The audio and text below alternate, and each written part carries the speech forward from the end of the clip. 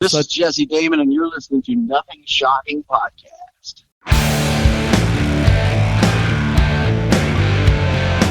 Want to know what's going on in the world of music? Then tune in to the Nothing Shocking Podcast, a non-genre based, all-ages friendly rock and roll program. Join us weekly for interviews with all your favorite rock stars from the mainstream to the underground. You can find us at nothingshocking.libsyn.com or anywhere you download podcasts.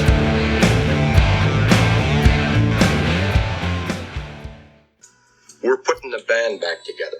The numbers all go to 11. I'm talking about bands that rock. Led Zeppelin. What about Sabbath? AC/DC. Motorhead. Does that mean it's louder? Isn't it any louder? Well, it's one louder, isn't it? We're not worthy. We're not worthy. Why don't you just make 10 louder and make 10 be the top number and make that a little louder? These go to 11. I get up off the ground and raise my head. Days like this, think I should be dead. One for Satan, two for me. Let's cheat the devil, it's fun, don't you agree? Welcome to the Nothing Shocking Podcast. I'm your co-host, Jeff Untied, and with me in Dog Bowl Studios is Coach Nez. You can find the Nothing Shocking Podcast on Libsyn or any podcatchers. Like our Facebook page or follow us on Twitter at NoShockPod. You can also find the Nothing Shocking Podcast on Rock Rage Radio every Tuesday night at 10 p.m. Central Time. Our sponsor is Ragged Records, located in downtown Rock Island, Illinois, soon to be coming back to downtown Davenport, Iowa in July. We'd like to thank the Hong Kong Sleepover for allowing us to use their music for our intro and bumper ending. Tonight's guest is Jesse Damon from Silent Rage. Silent Rage, lead guitar player, also co-lead singer, I believe. Yeah, right? He was promoting, he's got a new solo album that came out in February of 2020 called Damon's Rage. And he's got a new one coming out called Best of Ballads coming out, September of 2021, right? 21. Yeah, so what a great interview. Yeah. You got some rock news for us. Yes, finally. I got.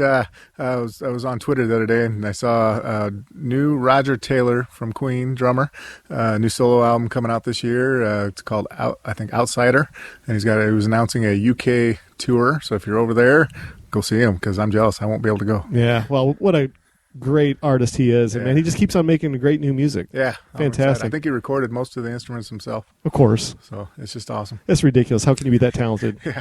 All right, man, let's get to this interview with Jesse Damon. Good night. Good night.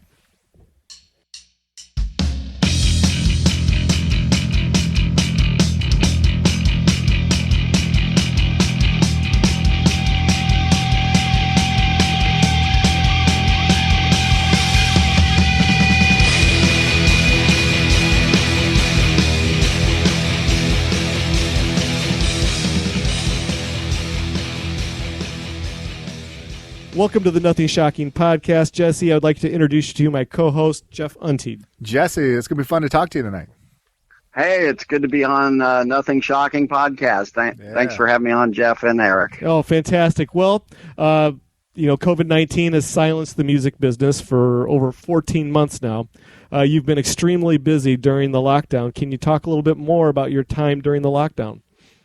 Sure. I took it as kind of an opportunity to catch up on new songs and songwriting and things that I started earlier on. I look back at and revived some of those songs. And I also came out with a new solo album on February 28th of 2020. So I had a timing wasn't great for me to go out and, play live and support it. So what I did was I pushed a lot of media and talked with the world about it, and I got pretty good sales because people were clamoring for music of artists they love or any new stuff coming out. So I got a lot of attention. It was called Damon's Rage. Very good. Went over pretty well. So as far as I was a bit silent on the video ending and as far as live streaming, but I feel now I'm coming raging back. I'm really about to jump in the driver's seat again with Silent Rage and have a rebirth this year. Fantastic. Yeah. Well, that being said, Silent Rage is a band that has been through the trenches of the 80s Sunset Strip. Can you talk a little bit more about the band's origins?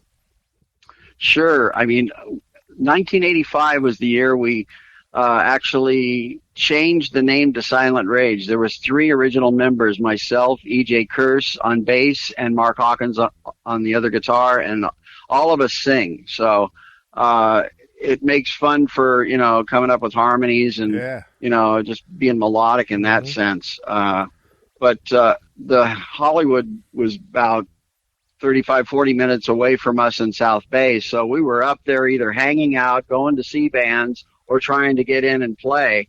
And, we were playing, the big clubs, which was the Roxy and the Whiskey and Madame Wong's, the Troubadour. So at times at the beginning, we were getting chances and opportunities to open for some big names. We opened up for Kix, and we opened up for Mahogany Rush.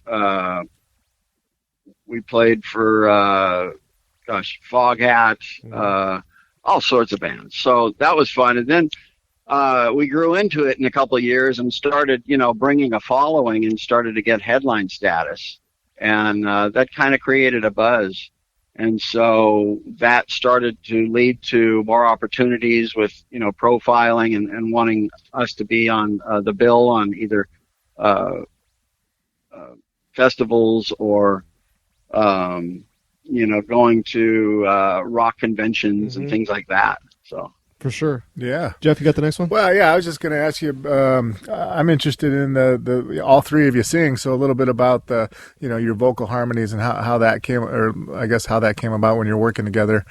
Sure. I mean, it started early. What happened was the 3 original members, we of course started out like any band and doing covers, and we all had different stylistic voices. I was kind of a poppier or melodic singer, tenor, and Mark was he was born in Rome, Georgia. He doesn't have an accent, but he has a love for Southern flair, so that kind of lends into his play, and he's a little more mid-range vocal.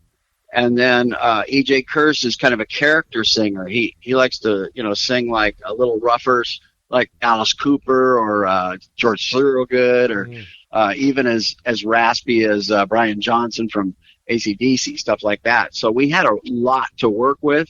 And as my forte in the band, I loved arranging vocals. So I would, kind of write some vocal parts and arrange them. And we would just really rehearse a lot, and we would get them tight. So we were kind of known for that. It wasn't really synonymous on the Sunset Strip to have that style. It was more, other bands from Midwest or even European that kind of sang that way. And not that other bands don't use harmonies, but, we were doing like a cappella beginnings of songs and, just not like we were trying to be Queen, but it was just our own thing that we liked. We really liked singing. But the other side of it was we were, into the hard rock or metal. So it was kind of tough. I think early on we were mixing it up and playing metal as well as hard rock and melodic rock, and finally found our footing in songwriting and found that we fit pretty good in the melodic scene. So we started gearing up towards that, and a lot of bands that I've noticed, early on in their career, they're heavier and they go towards more commercial sound. Whereas we kind of started off, working with a more melodic and single sounding song when we would write. And as we've gone on, we've kind of gotten a little heavier. As we got to Don't Touch Me There, it got a little bit more integrity, a little more heavier. And then we got to Still Alive. We had Bob Ezrin and Kevin Beamish on that, and it got even a little heavier. And then the writing also. We still kept an identity, though. Always been melodic. And like I said, we were going towards bands that, I was using the reference that, bands start off heavy and then get to their point of being more commercial. And we kind of did it backwards and did that way, and but still kept our identity as being able to write singles. Yeah. But so it goes to show you our love for a lot of taste in music. I love the metal just as much as I love, melodic, poppier stuff. So hence, there comes the name Silent Rage. Soft and heavy. 1987, Silent Rage teamed up with Paul Sabu for the first album, Shattered Hearts. What was the writing and recording methodology for the first debut album? We met Paul on the set of a movie he was scoring, and not to say that all of us. What happened was we were trying out for parts for that movie, and our bass player landed the lead role in it, and so he developed a relationship of talking to Paul and talking music, and it just happened to fall in our lap that he wanted to come over and check out our band, and he did, and he liked it, and we heard his style of what he did, and so we thought this is a good fit, and he was a good producer, working with a lot of industry people as well as up and coming bands, so it was perfect for us. We went over to Woodland Hills out of California and the Valley area, and went to a home studio called Preferred Sound and started to demo songs. And we'd call them over and we'd do like 2 or 3 songs in a clump. And over about a year of doing that, we came up with about 15 songs, and we thought, yeah, we're ready. Let's put an album out. And so we had another connection that was right close to us in Hawthorne, where we were growing up. There was a company called Chameleon Music Group, and we knew one of the guys in A&R there. He had gone to high school with one of the guys in band in Silent Rage, and Steve Brownlee was his name. And Steve's been a great friend ever since, but he signed us our first record deal on Chameleon Music Group with Shattered Hearts. Nice. Oh, very good. Yeah. Go, Jeff. I was just going to ask you about, in that time of era in the, late 80s, the videos were starting to fire up and MTV was born. So what was your Silent Rage experience with making music videos?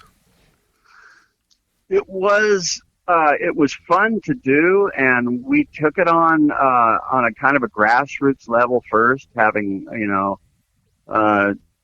videographers come and some DPs, get involved, and we're doing kind of low budget, and we were doing some even studio pre-recorded, and we're just lip syncing in the studio, and some smaller shows that we were doing.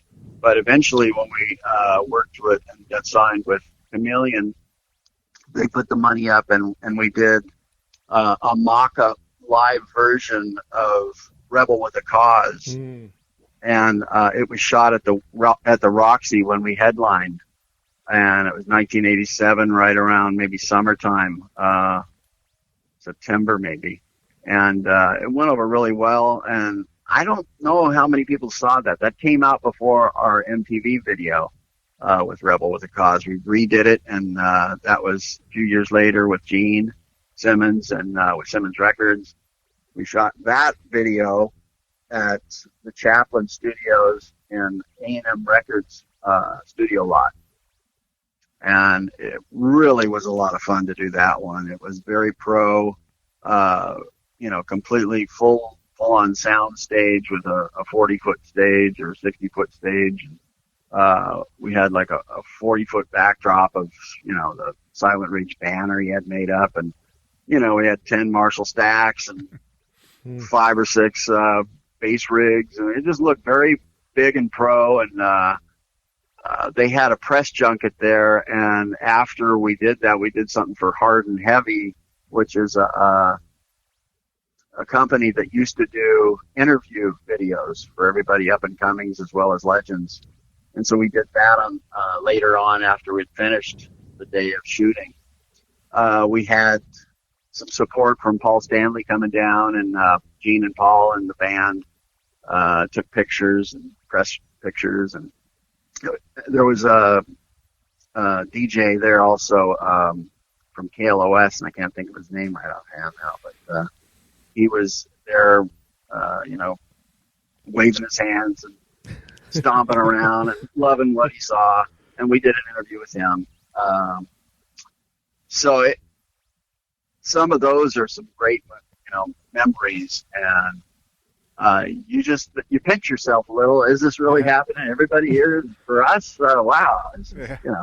Because so many times, I had a tandem career, and I started at 18 years old. I joined IATSE because I was third generation from my grandfather and dad. So I was in a lighting union, and I worked in television, and I worked on motion pictures, Star Trek features, all sorts of things early on when I got in. So I'd been around all that, but you're kind of get lost in the shuffle when you're in those kind of productions. But once we did the MTV video, here I am. The people they picked are people I worked with in the business as my set lighting job, and they're all checking me out, going, "This is what you do." So what happened was we were working on the Rebel with a Cause video, and the video shoot called for a bunch of production people around, such as camera and lighting, and I happened to work with all those guys, a lot of them, and it made me laugh. Sometimes I would gaze up at the guy on the spotlight because I worked with them, and they'd yell down at me during the breaks, then, go Jesse. So it was fun. I had a blast doing that. And in fact, when they started doing some close-ups, I remember them, the gaffer or DP saying, move that lead light in for Jesse, and move that light in. And I grab it and he'd say, "Not you, don't move. We're trying to light you. You don't need to be." So it was kind of both worlds hitting there, which was a lot of fun. So. Oh, so cool. Yeah. Kind of want to shed some light on 1988. Silent Rage signs with Simmons Records in what became the band's second album, Don't Touch Me There. Can you talk a little bit more about the album's creation and with that, working with Gene Simmons and Simmons Records? Yeah, that is a special story, and I always started off by what happened after we came out with Shattered Hearts is my bass player, EJ, and I went down and started really trying to find a manager for us. We really needed to find a personal manager. We had managed ourselves for the most part, but we had some other managers, but they weren't just professional enough. We needed a little bit more. We need somebody who's actually doing it and has a track record and artists on their roster. Mm-hmm. So what we did was we found we were looking through some albums in a record store, and we found the management firm for Kiss, and it was Glickman and Mark's merchandising management. And we said, well, let's just write that one down. We'll send him something too. So that's the guy who called us back. And it was Howard Marks from Glickman and Marks. And so we had a conference call with him, and he said, he goes, I don't sign bands. He goes, but I know a lot of people in the business. And we said, well, we know you work with Kiss. And he goes, oh, yeah, I know all, Paul and Gene and the rest of the guys real well. And and we said, we would really, love for you to come out. We'll do a show for you. We'll fly you out. He goes, well, I'm going to be in LA anyway, so just tell me where I'm going. And we're talking with him, and he's back in New York. So he comes out and sees us, and he loved the show. We had him backstage after. And he says, God, you guys really go all out. You got your own outfits. You move well. You've got great songs. I like your singing. You kind of remind me of Kiss. And so I go, okay, well, whatever. So he says, you know what I can do for you? He goes, I'm going to pass this album along, because we gave him one of our new albums, and he says, I'm going to pass this on to Gene because he's starting a new label. So that's how it started. Oh, nice. And what solidified it was about 2 months later, after we said, we'll never hear from him. We'll never hear from any of that stuff. Yeah. We just kept going on, and all of a sudden, our bass player, EJ, gets a call, and it really is Gene. But EJ doesn't believe it. He thinks it's one of us impersonating, because at the time we had voice phones, message machines, right. And we would all impersonate stuff. And so he thought it was one of us trying to impersonate. because EJ was a big fan of Gene's. So, and we knew this. So he thought somebody was just, it was either me or Mark that was screwing with him. So Gene says, "Hi, this is Gene Simmons, and I've got your album on my lap, and I'd like to talk to somebody from Silent Rage." And EJ says, "Yeah, knock it off, Jesse." and then and then he said, "Oh, is this Mark?" He goes, "I assure you, no, this is Gene Simmons." And he goes, "What?" So then from that conversation, after EJ picked up his shorts, he said, "Wow, it is great to hear from you, Gene. And yes, we are interested." And he goes, "Why don't we have a conference call with the rest of the band?" And so we did, and it was very productive. And he asked us a lot of questions. We asked him back questions and answered questions of his. Even early on in the first few conversations, he said, "Are you open to possibly covering outside songs?" And we said, "Yeah, if we like the song, and we feel we can do a good job of it. If it's something that's already holding a great sound and so much weight within the public eye, it's kind of hard to do one of those. But if it's an older song and we're revamping it, maybe we could do that." So we ended up doing that to ELO's "Can't Get It Out of My Head." Yes. And so that was on Don't Touch Me there, and it seemed to work out. We got the nod later on down the road at a American Music Award. We met Jeff Lynne, and he had heard it, and he gave us, "Good job, guys." Nice. So cool. Fantastic. Jeff, you want the next one? Well, yeah, I was going to ask you about, unless you want to ask him about the Black Sabbath. Well, you can go ahead and do that. Okay. Take that one down. Yeah, so we saw that you toured right after the Rebel with the Cause video came out on MTV. You toured shortly after with Black Sabbath on the Headless Cross tour. That's an album that both Eric and I thoroughly enjoy. Do you have any stories from that tour? Absolutely. Great time in my life. The album was just about to come out. We had just shot, the video a month back. We're doing tons of press. We're now in New York, meeting the president of RCA, and then just going around doing so much. It's like a whirlwind. And all of a sudden we know that within 3 days we're going to take off and go out on tour, and we're going to travel up to Poughkeepsie, New York, and kick it off. So what we did was, once we got up to Poughkeepsie, we experienced some of New York for a few days and doing the press, and had a lot of good pizza and a lot of good drinking going on. But finally made it up for the first day, and here we are. We get there, and we're getting our axes out of the minivan, and I can hear Black Sabbath doing their sound check. And so Mark and I went over with our guitars to this grass area, kind of a grassy knoll, say it that way.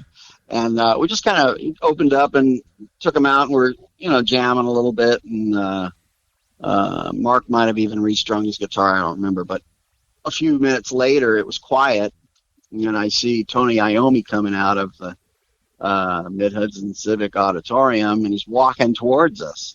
And he sees us, and he comes up to us. And we said, "Hey, Tony." And he goes, "Hi, I'm Tony Iommi."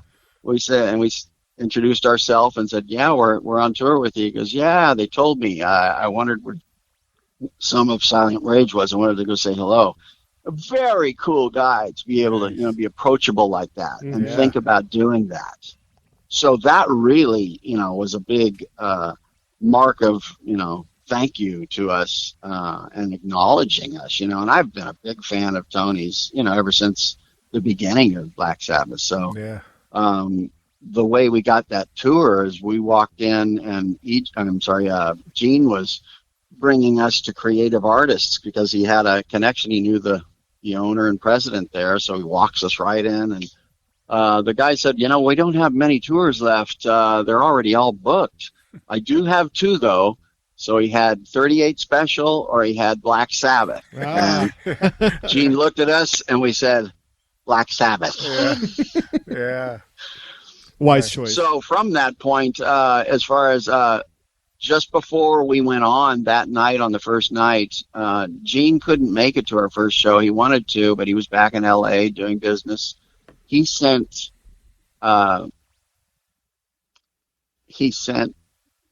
Kiss drummer Eric Carr, and Eric knocked on the door. We opened it up, and he goes, "Hi, guys," and we go, "Eric." He comes in, and they go. He kind of gave us a little pep talk, but he said, "Good luck, break a leg, and kick ass, and have fun, and then I'll be around for the party after." so it was really cool to get that kind of a send off. And he said, I'm here for Gene because I'm here. I live here in New York, and I was in the area, so I'm here to wish you well and root you on, and I'm doing it for Gene. He wanted to be here, but he sends his regrets and good lucks. Oh, so cool. We had that kind of stuff going on, and it just kind of kept going, and every city we went to, and we had the U.S. leg of Headless Cross ended short, but for every show we did, it was such a bang. I mean, they went off well. I felt we played well. Kingdom Come was strong. So anybody who got to see that tour, it was a strong tour. It was really a lot of fun. And, I was getting the experience of, fans lining up as we're coming there a couple hours before the show would start. And I'm looking as we're passing by, and people are holding our albums and Shattered Hearts and Don't Touch Me there. And I'm going, yeah, so getting taste of that. Yeah. It was all mesmerizing and atmospheric, you're kind of floating a little at times. So, but there was a lot of there was a couple times we played New York Palladium, and we had literally a Spinal Tap moment where the person took us from our dressing room and couldn't find the stage and couldn't find where we're supposed to get on at the stage. There's a certain side stage where they want you to go on and jump on. And, and all of a sudden they're calling us on. The fans are roaring, and we're looking at this guy, and he said, "I'm trying to find the stage." It was crazy. And we're, finally we went up on this side stage that normally has a stairway to it, and it didn't, so I had to kind of jump up about 3.5, 4 feet, throw my guitar up there and then jump up and, try to get up there. So it was crazy. Yeah. Oh, so moments cool. like that, you just got to go for it. So. Oh, so very cool. Yeah. I did want to change gears on you just for a bit here. Silent Rage was part of the Seagram's wine cooler contest back in the 80s. That's true. What's the story behind the wine cooler contest? Yeah. Well, what happened was we were working with Steve Brownlee and for the album Shattered Hearts, and opportunities were coming up, and we were playing the Strip, like I told you, and we got the possibility of getting on KNAC radio, and they had something that they were promoting, which was this Seagram's wine cooler. So I asked about it, and I found out about it, and I found out that Bon Jovi did the very first one and won. And so I asked him, how many bands are involved this time around? He goes, 500. Oh, what? 500? I thought, oh, God, what a shot in the dark, Ends up being, they want to put out an album of the 10 finalists. And so we said, and the people that were involved with the Seagrams were at KNAC, so we started talking with them, and they happened to know our band, and they knew a couple of the songs, and so they said, you should try out for it. So we did, and we played it, I believe it was Gazzari's at the time.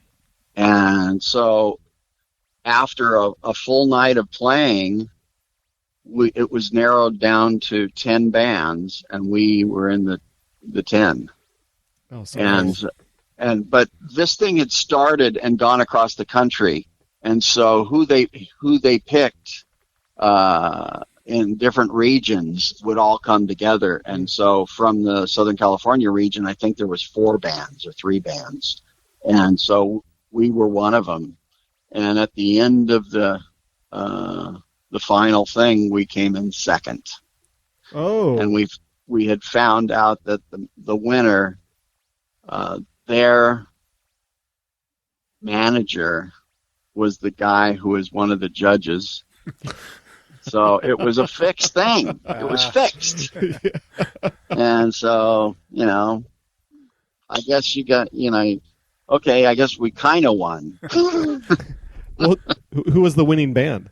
Do you remember? Snake Rock is the name of the band. Snake Rock. And there was 10 Best from the West put out by KNAC through Rhino Records. And that album came out in 87. And our song, Make It or Break It from Shattered Hearts, was on it. Oh. And you'll see a few of the other, there's several Southern California bands. I can't remember their names, but I believe Snake Rock is on that too. Oh, and they won, I guess they won a certain money prize as well as some gear. I think it was like $10,000 worth of gear. But yeah, I mean, it was good. You get, airplay too, but we were getting airplay anyway, so.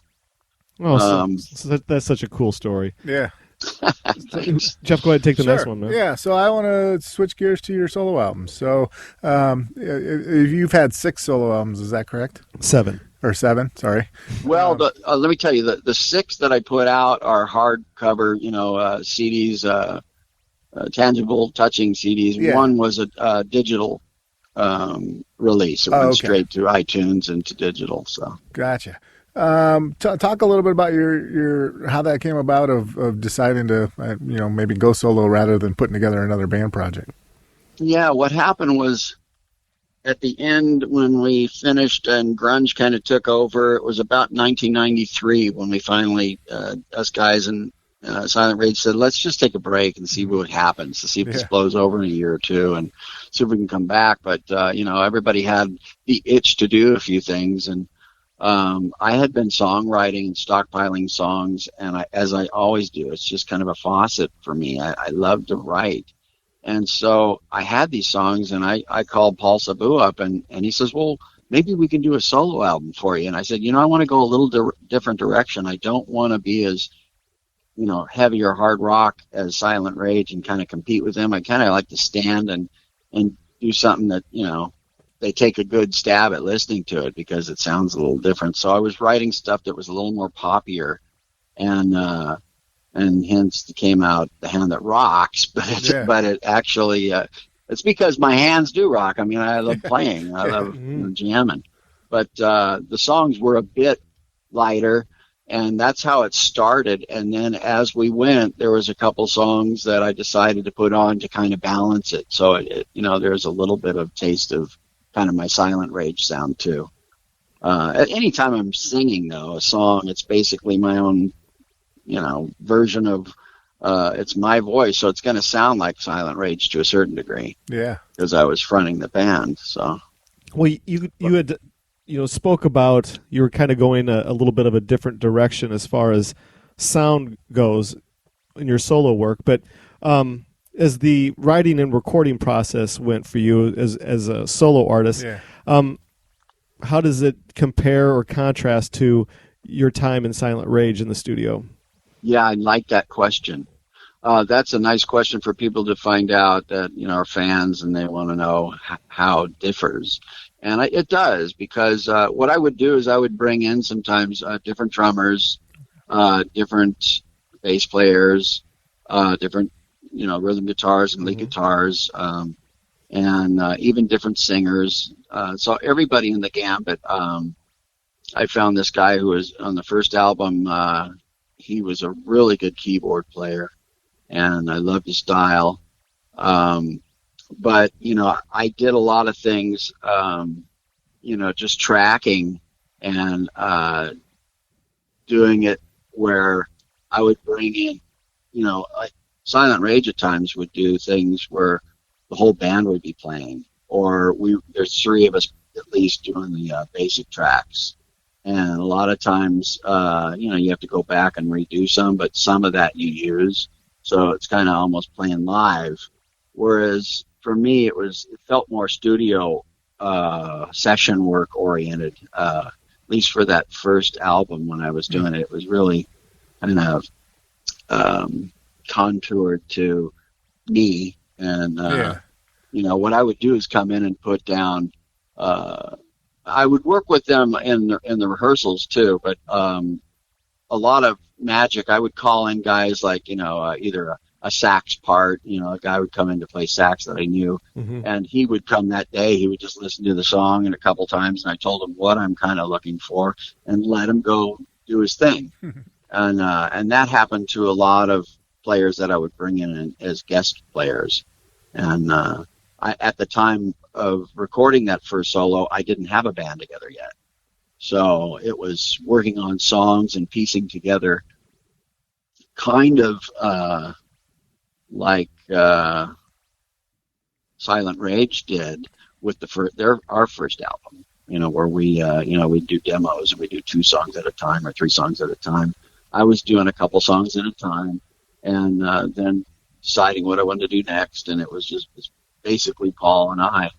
But once I got to that point and finished it, I put together a band and we went out and started playing live and played around Hollywood quite a bit, and Vegas and San Diego, Orange County, LA. So. Oh, fantastic! Yeah, Jeff, you want to take so on your newest one, Damon's Rage, who are some of the players you have with you on that album? Actually, that was the very first time Paul and I did all instruments and all vocals together. I always find that fascinating. He co-wrote 3 songs and I wrote the rest of them. So that really turned out as we decided to do that from the top to see if we could do it. You know? But, prior albums, I had, an album for Or Heaven, the first one I had released on that, which was 2013. It was called Temptation in the Garden of Eve. I had Pete Newdick from England do his tracks, and he's a great drummer, great vocalist, and we sent him some tracks, and little did I know, he's like a lead vocalist and a great backing vocalist, so he just threw on some backups, and I thought, when I heard him, I said, God, I called him and said, you are a great vocalist. Thank you for those. I might not use all of it, but, because he sent me a lot. And Paul was kind of getting drove crazy between, Pete on the album, supposedly doing all these drum tracks, but he's singing too. So he's got to deal with that. And then he's got Eric Ragno on keyboards, and Eric's a great keyboardist, but when he comes up with parts, he comes up with 6 to 8 parts, So you have to decipher and listen through it all. And, so it was kind of an orchestra thing that was happening. Paul Sabu played bass on that album. And he might have played a couple bit guest parts on guitar, but and usually does. There's sometimes where he hears something and he feels it needs to be filled up, so he kind of just does it. And points it out to me later. But so who else? The drums. It was the 4 of us. Oh, so cool. Yeah. Now you are going to be releasing a new solo album here soon. It's Ballads, and what was this again? I can't remember what you told me. What it is Jesse Damon Best of Ballads. That's it. It's a new Best of Ballads CD, and the title is going to be called Ballads Are Me. And that's a title that my wife picked, and she's executive producer on it. She is putting it together, doing the artwork, doing the track listing. She's going to be involved in the couple bonus tracks that I'm doing in the studio. And so I'm going to include probably about anywhere between 10 and 12 recorded tracks already of my best of, and then another couple bonus tracks. And that's going to be the next release I do for solo career. Oh, fantastic. Yeah. Can't wait for that one. Okay, so I did want to change gears on you again with Electric Caravan. It's a band you've been involved with since 2009. Can you talk a little bit more to our audience about Electric Caravan? Because I don't think there's a lot of people who are kind of unaware of this project. Yeah. Okay. Yeah, Electric Caravan started out as something in my house that a buddy of mine came over with his girlfriend, and my wife and them two would get together for dinner and, and watch some videos or watch some music on TV a little bit, and I'd pull out a couple of acoustics and we'd jam. And that happened for a couple months, on the weekends. And before you know it, I said, you know what, we should put together a band. Because we were playing all sorts of old blues songs and blues rock songs, old covers of quite a bit of stuff. Nice. And, I was a big lover of, electrifying blues players. I love, Johnny Winter. I love Derringer and Eric Clapton and, of course, Hendrix back in the day. I learned from all those guys. Yeah. So that's a little bit in me. Some of their influence. So when we started to do this, there was a couple other close friends, a drummer friend of mine, Kurt Markham, and a longtime bass player, Chris Tenori. They were available and not really doing anything, and I called them, and they said, absolutely, I want to be a part of it. Yeah, let's do it. So we started putting together just a set list of cover songs and, blues covers. And some were, standard, and some were obscure. And before you knew it, I was starting to write songs that kind of fit our feel. And within about a year of being together and playing out a little bit, I had enough, material to do an album. But so what we did was we went in and we recorded about 4 or 5 songs. But we still haven't finished that album.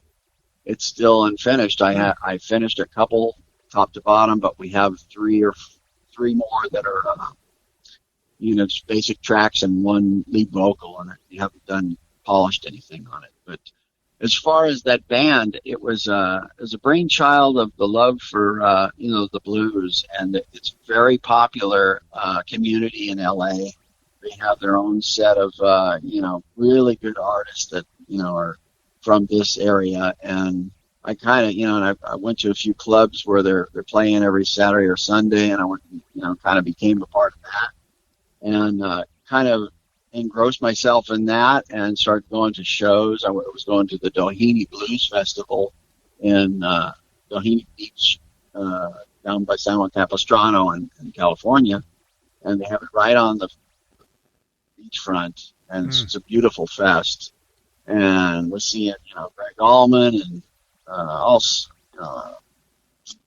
Jimmy Vaughn, all sorts of great players. And so I kind of got a love for that. And after my 2013 Temptation album, Melodic Rock album, I said, I've got to do a solo album that's, what I've been doing in Electric Caravan. So the guys in Electric Caravan were my band for that, but we didn't call it Electric Caravan. Oh, okay. It was just it was named Jesse Damon Southern Highway. So. Oh, okay. All right, so this is where we're at right now. So we have right around 6 minutes to go before we're going to have to get off the phone with you here to get ready for the next one. We have not talked about Brothers in Arms. We haven't touched it yet, and Barnabas Sky. Do you want to wait? We can touch on that only because it's right. It's happening right now, and I can probably size it up in 4 minutes. Okay. Yeah. Well, then let's do it like this. Let's talk a bit about newer projects, Brothers in Arms, which you have Bill Matoyer as your tracking engineer, and then Barnabas Sky with Marcus Pfeiffer. And can you kind of go into a little bit more detail about that? Yes. Brothers in Arms is a project that has been growing as I have been in contact with Jack Frost. And Jack's a virtuosic guitar player. He's been in a lot of different bands. He's in Sabotage, Lizzie Borden, Seven Witches. He's now currently with Aldo Nova. He's the one that's leading this up and this album project. And it's not a solo project. It's a band project, and it's called Brothers in Arms. And it consists of a lot of musicians. Some of us know each other. Some are friends, and some just respect each other. And he put this together. He has Carl Wilkins Carl Wilcox from Diamond Head, and Alex Jensen on bass from Wicked Sensation, and Scorpions, stint with them. Keith St. Guest lead singers is Keith St. John, myself, nice. Andrew Freeman, Steve Overland, Paul Shortino, Todd Pohl, and Mike LeCompte. Yeah, that sounds awesome. All from a range of a lot of great bands, from Tangier to Last in Line, Silent Rage, Montrose, Bonham. So, and then there's a couple other guest musicians, which is Mike Mohan on bass, who's doing, I guess, a song. He's with Pat Benatar, and Dave Amato, who I know, he's on guitar, and he's, in REO Speedwagon. So it's grown since I first got involved with this a couple months back. I think Jack has talked about it, and he's landing a deal very shortly, and it's growing into something bigger with the deal that he's making, as well as there's a song that's got interest in a movie, which I believe is the one I co-wrote with him, and the name of the song is Voices Are Calling. It was a lot of fun to go and track with Bill Matoyer. Bill is a great producer, has done just a plethora of metal his whole career, and so he's a quality guy. And I even have Paul Sabu involved in comping my vocal, and so. Oh, fantastic! Yeah. Can we talk just a little bit about, before we let you go, Barnabas Sky with Marcus Pfeiffer? Yes, Marcus wrote to me and put out the same kind of invite that he liked my work with Silent Rage and my solo career, and wanted to borrow my voice, and so he asked me to sing on 2 songs.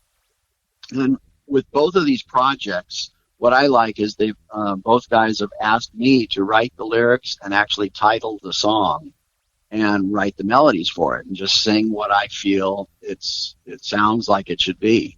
So I came up with, for Marcus, I came up with Till the End of Time, and it's a ballad. And the other one is Youngblood, and it's kind of an adventure, good rocker about a conqueror. And so that's another fun song, and that's being worked on as we talk to each other right now. Nice.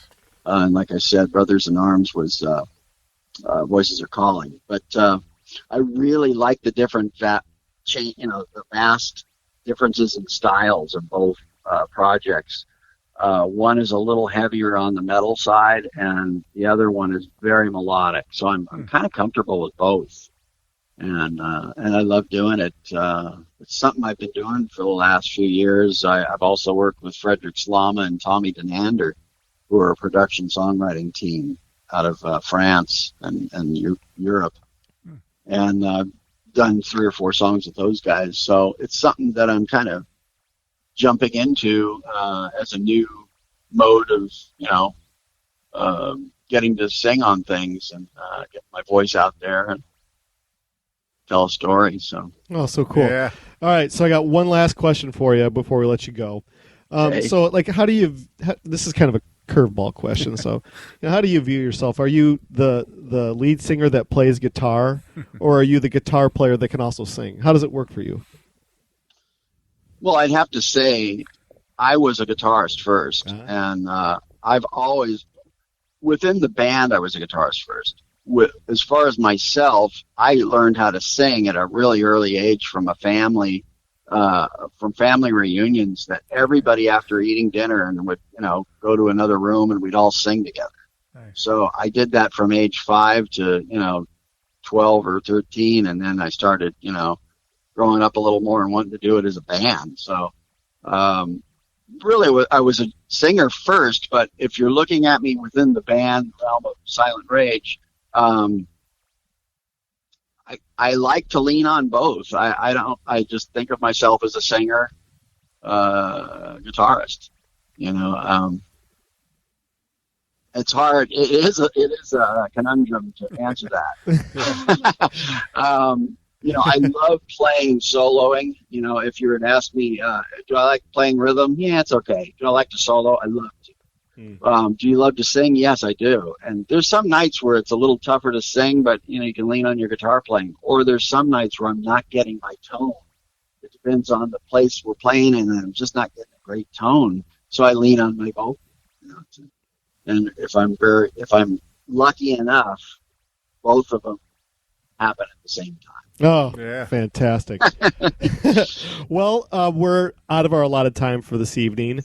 Is there anything that we left off tonight that we did not plug or promote that needed to be plugged or promoted? I'll leave that for the next time. I would love to come back and share some more stories. Yeah. We can talk a little bit more about, times with Gene. And there's so many, I didn't even go into the time of me writing with Gene and then going and being able to sing on Revenge. Oh, so cool. And have all that. So we can talk, and there's a lot more, even Silent Radio's demoing for Gene, too, a lot of songs. So there's stories to be told. Oh, okay. Yeah. Well, that sounds great. So why don't we just do this after tonight? I will hit you up, and we'll look at the calendar, and we'll look at something late summer, early fall to get you back on for part 2. How's that sound? Very cool, bud. Yeah. We look forward to it. I really appreciate it. I hope I didn't. I know I get caught up because I'm trying. My mind is racing, and I'm trying to think of the right things to say. But you edit it the way you need to, so I don't sound like a stuttering fool. No, you did great. Yeah, you did good. We just had a couple of instances where your voice is kind of fading in and out here. So, but it sounded damn fine. Phones. Yeah. I got to get a new iPhone. There you go. All right, well, let's do this. I'll be in touch with you maybe tomorrow or something, and we can kind of look at the calendar for a date. All right. And then we'll just go from there. All right, bud. It's my pleasure, you guys. Thank you, Jeff. Thanks, thank you. Yeah, really absolutely. Appreciate it. All right, we'll talk to you Good soon. talking to you guys. Yeah, Thanks for your questions. It was a lot of fun. All right, thanks a lot. Take care. All right, take care. Bye-bye. Bye. Welcome to the night. You think you know Night Demon? Then the Night Demon Heavy Metal Podcast is for you. Step into the darkness as we peel back the curtain to give you an unprecedented, all-access look into the mind and the heart of the demon. We're talking band history, song analysis, studio anecdotes, stories from the road. It's everything a diehard Night Demon fan could want and more. This is the only place to learn the inside scoop, the deep dive trivia, the untold tales from the band members themselves and those closest to the Night Demon story. Need more? The sacred Night Demon Crypt will be pried open to reveal demo recordings that have never before seen the light of day, all with in-depth commentary by the band and the people who were there for the writing and recording process. This is a gold mine, a treasure trove of all things Night Demon.